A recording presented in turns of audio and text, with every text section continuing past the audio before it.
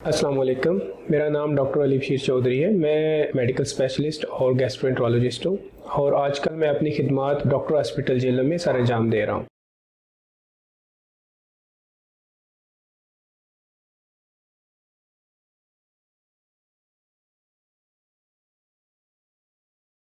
आज का हमारा मौजू है एंजाइटी, डिप्रेशन या जिसे बेचैनी, खौफ या डर या तशवीश में रहना, किसी ऐसे वसवसे में रहना, ख्याल में रहना कि जिसका हकीकत से कोई इतना ताल्लुक नहीं है लेकिन वो आपके जहन में आ जाती है बात या एक चीज़ आ जाती है तो वो आपके जहन से फिर निकल नहीं पा रही। एंजाइटी एक नॉर्मल ह्यूमन रिस्पॉन्स है और ये एक कुदरती और फितरी एहसास है कि जिससे हर कोई ज़िंदगी में कभी ना कभी गुजरता है। अमूमन हम इससे नॉर्मल तरीके से निपट लेते हैं और इसका हमारी रूटीन या डेली लाइफ पे कोई ख़ास असर नहीं होता, लेकिन कभी कभार ऐसे होता है कि इंसान इन एहसासात पे काबू नहीं पा सकता और उसके लिए काबू पाना मुश्किल होता है और वो एहसासात जो हैं वो हमारी रोज़मर्रा की जो ज़िंदगी है उसको डिस्टर्ब करते हैं, उस पर असरअंदाज होना शुरू हो जाते हैं। तो जब हमारी रोज़मर्रा की ज़िंदगी जो है वो डिस्टर्ब होती है, हम हमारे काम करने की सलाहियत जो है वो मुतासर होती है, तो फिर ये एंजाइटी नॉर्मल रिस्पॉन्स नहीं रहता, फिर ये एक बीमारी बन जाती है जिसको हम एंजाइटी डिसऑर्डर्स कहते हैं। नॉर्मली एंजाइटी की वजह से हमारे जिस्म पे दो तरह की अलामत आती हैं, एक जिसको हम साइकोलॉजिकल सिम्टम्स कहते हैं जिसे ज़हनी या नफ्सियाती अलामत कह लें, और दूसरी फिजिकल सिम्टम्स आती हैं जिसको जिस्मानी अलामत कहते हैं। तो जो नफ्सियाती या ज़हनी अलामत हैं उनमें क्या हो सकता है, जैसे कि बेचैनी, चिड़चिड़ापन, उदासी रहना, बेवजह रोने की कैफियत पैदा हो जाना या बेवजह मायूस हो जाना, हर वक्त नींद ना आना, बेजा खौफ या डर रहना हर वक्त किसी चीज़ का, और अपने काम पे पूरी तरह तवज्जो ना दे पाना। ये अलामतें हैं जो ज़हनी तौर पे होती हैं। जबकि जिस्मानी अलामत में जिस्म का थका थका रहना, दिल की धड़कन तेज़ हो जाना, किसी वक्त सांस का भारीपन हो जाना या बोझल हो जाना या ऐसे लगना जैसे सांस रुक रहा है, सांस आ नहीं रहा, ठंडे पसीने आने लग जाना या गला खुश्क हो जाना या हाथ पाँव का सुन्न हो जाना, तो ये जिस्मानी अलामत हैं। एंजाइटी डिसऑर्डर की 4 इकसाम होती हैं जिसमें पहले नंबर पे जनरलाइज एंजाइटी डिसऑर्डर होता है, दूसरे पे फोबिक डिसऑर्डर होता है, तीसरे पे सोशल एंजाइटी डिसऑर्डर होता है और चौथे पे पैनिक डिसऑर्डर होता है। अब हम इनको एक एक करके थोड़ा सा देख लेते हैं। जैसे जनरलाइज एंजाइटी डिसऑर्डर है, ये दिन के ज़्यादातर हिस्से में मरीज़ को तशवीश रहती है, परेशानी रहती है और उसकी वजह से अगर बच्चा है कोई या स्टूडेंट है तो वो अपनी पढ़ाई पे ध्यान नहीं दे पा रहा, अगर कोई बंदा जो है वो काम करता है तो वो अपने काम पे तवज्जो नहीं दे पा रहा, अगर घर में कोई खवातीन है तो वो भी अपने घर के काम पे ध्यान नहीं दे पा रही। जबकि जो फोबिक डिसऑर्डर है ये है खौफ की बीमारी है बेसिकली, जैसे कि कोई भी डर या खौफ किसी खास किस्म की सिचुएशन के साथ, किसी खास किस्म की चीज़ के साथ रिलेटेड होता है। जैसे कि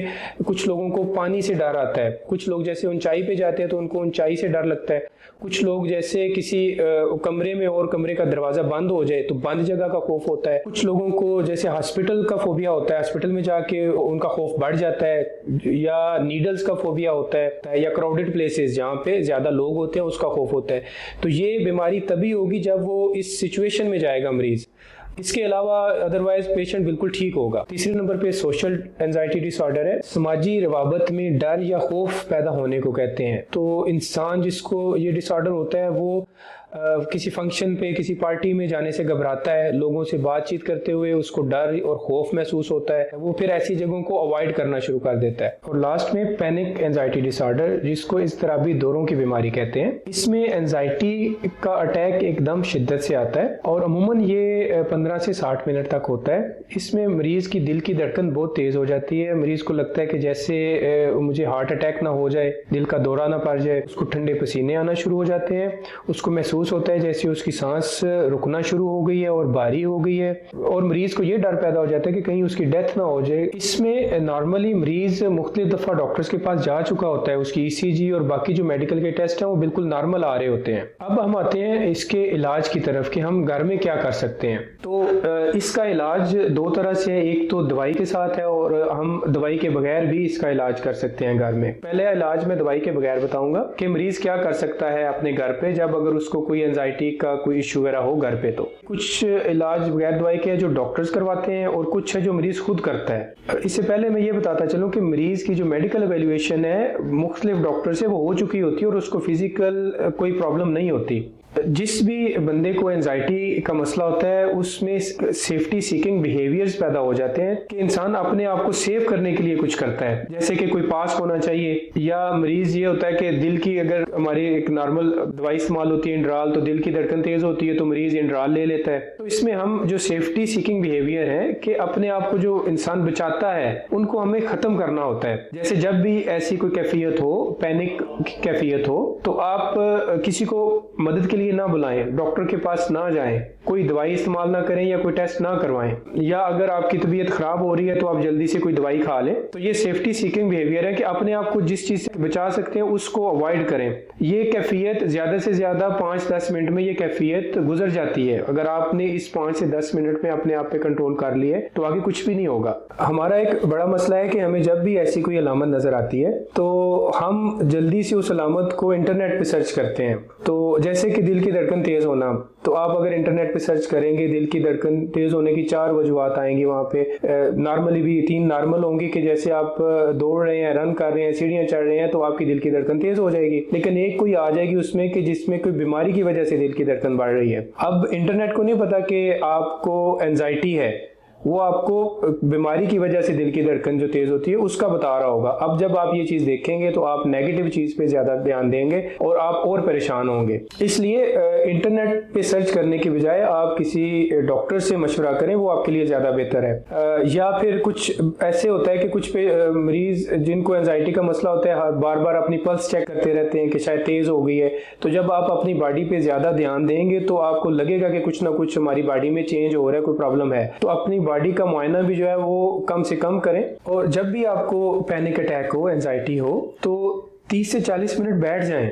ये 30 से 40 मिनट में ये गुजर जाएगा। नॉर्मली आप क्या करेंगे, अगर आपको एंजाइटी पैनिक अटैक हुआ है, आप उठे हैं, डॉक्टर के पास गए हैं, जाके पर्ची बनवाई है, जाके चेक करने में भी आपको सारा कुछ इस प्रोसेस में 30 से 40 मिनट लग सकते हैं। तो 30 से 40 मिनट में अगर आप घर पे भी बैठ जाएंगे तो ये कैफियत आपकी गुजर जाएगी। जैसे कि मरीज का होता है कि दिल की धड़कन जब भी तेज होती है तो मुझे कहीं हार्ट अटैक ना हो जाए, तो उसने दिल की धड़कन को तेज होने से जोड़ लिया हुआ है कि मुझे हार्ट अटैक हो जाएगा, जबकि दिल की धड़कन का हार्ट अटैक से कोई ताल्लुक नहीं है। जैसे आप रन करते हैं या एक्सरसाइज करते हैं तो आपकी दिल की धड़कन तेज होती है लेकिन हार्ट अटैक नहीं होता। इसको ऐसे ले लें कि हम तो कहते हैं कि आप एक्सरसाइज करें, आप रन वगैरह करें ताकि आपकी दिल की धड़कन तेज हो, इससे आप दिल की बीमारियों से बचेंगे, उससे आपको दिल का दौरा नहीं पड़ेगा। तो जब भी पैनिक डिसऑर्डर घर पे हो तो क्या कर सकते हैं, लंबे गहरे सांस नाक से लें और मुंह से बाहर निकालें, पानी पी लें, अगर खड़े या बैठे हैं तो लेट जाएं, और अगर कोई घर में करीब कोई बंदा है तो उससे बात करें, उससे बातचीत करें। अगर तो बगैर दवाइयों के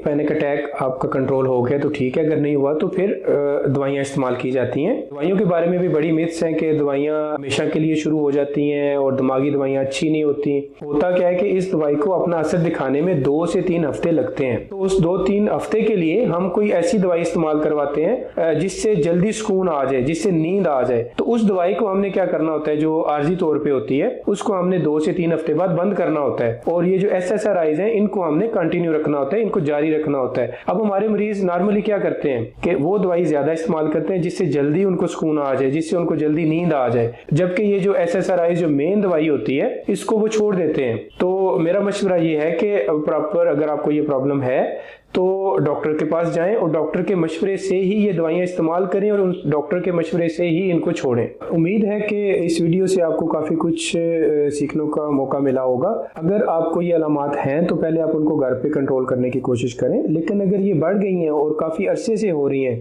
तो फिर आप अपने डॉक्टर से मशवरा करें। अल्लाह पाक आपके लिए और हमारे लिए आसानियाँ पैदा फरमाए। आमीन। अल्लाह हाफिज़।